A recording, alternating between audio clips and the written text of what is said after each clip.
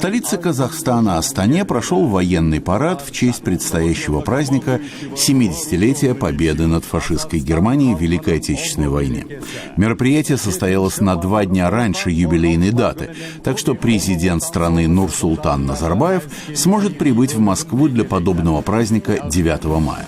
Для Казахстана участие более 5000 военнослужащих стало самым крупным военным парадом после распада Советского Союза в 1991 году.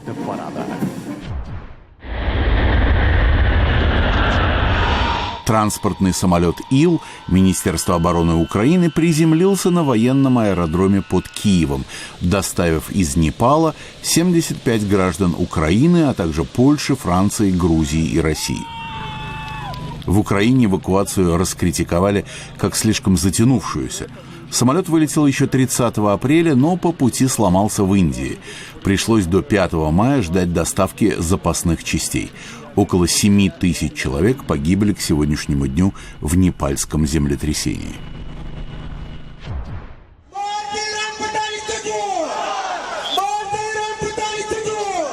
Афганистан.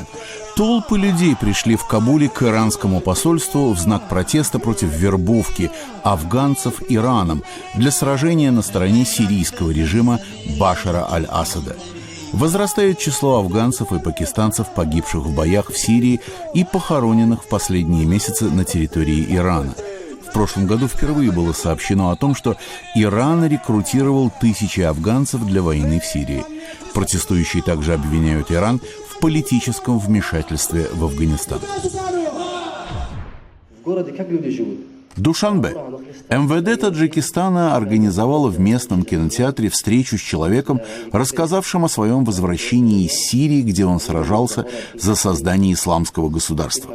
25-летний Фарух Шарифов поведал, что провел месяц в сирийском регионе Ракка, но решил вернуться, увидев публичные казни с отрубанием голов. По словам властей, 300 граждан Таджикистана присоединились к боевикам в Сирии. Это называется площадь. Бишкек. В столице Киргизстана проводится годовой центральный кубок Азии по традиционной кочевой игре Тагус-Каргол или 9 овечьих шариков. В игре принимают участие около 200 человек из Киргизстана и Казахстана.